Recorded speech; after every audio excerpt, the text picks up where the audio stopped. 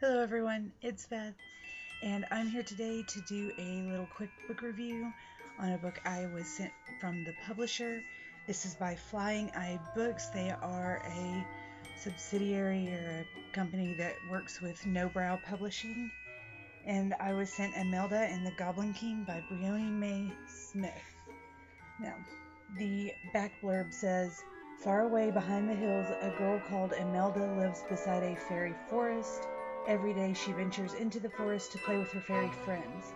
But one day a nasty and greedy bully arrives, the Goblin King. When he kidnaps the fairy queen, the fairies call upon Imelda to help. Soon she and her fairy friends have come up with a cunning plan to outwit the greedy Goblin King and rescue their queen. Drawing upon classic fairy tales, Briony May Smith has created a stunning and original tale that will enchant a new generation of young readers. Now, this book is, you can tell it's absolutely gorgeous. It's got gold down the spine there and these great pictures all over the front and the back. And that is the style of artwork that is through the entire thing. I love it. See there. There's that. And here's a couple of other pages. Let's see. Show there. And I'll actually go back and talk about that page in a second. And here is the Goblin King and the Fairy Queen. Now this story, like it said on the back, it's about Imelda. She is a little girl who lives next to the forest. And every day she goes into this wood.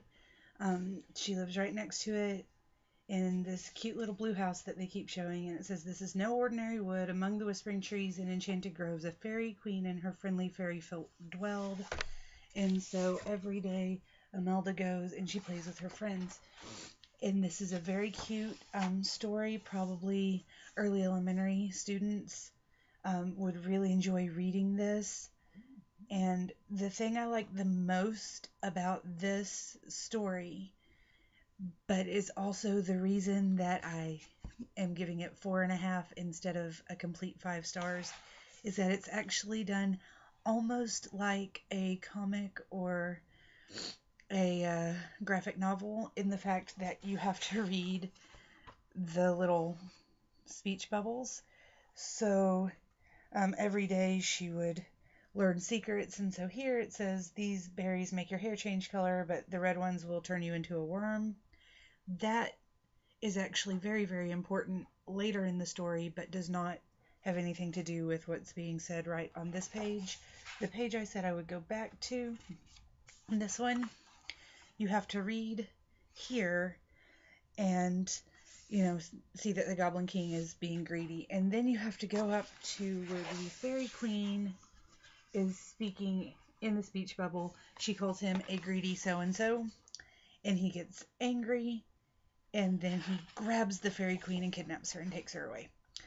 And so you have to be able to figure out where you need to read next, because there are a couple of pages that are like that, and then a couple of pages where it doesn't really matter all that much if you read the speech bubbles right away or not.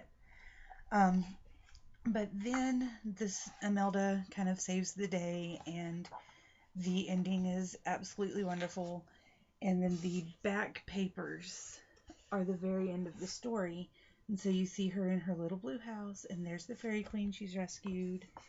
And here's a couple of worms that obviously ate the red berries. They're talking, they're telling each other to shoo.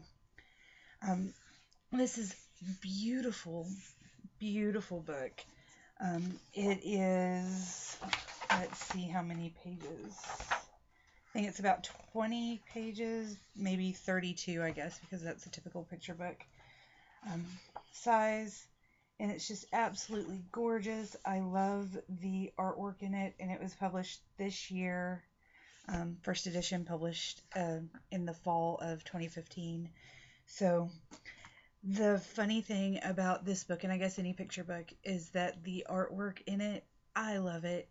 My illustrator, who is just, she loves art, she loves children's books, she looked at it, and her first thing that she said was, oh, well, it looks like about a 5th or 6th grader drew it. And then she started talking about how that's really how it's supposed to look, and that's how you do picture books.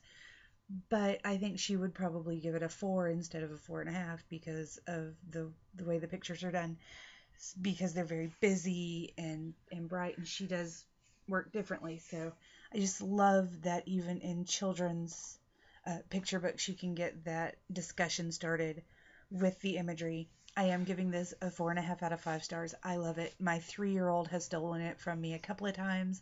I tried to do a book review on this like last week, and I couldn't find it for 3 days because she had it hidden under the pillow in her little tent that's on her bed. So this is just a gorgeous, gorgeous book. It's a lot of fun.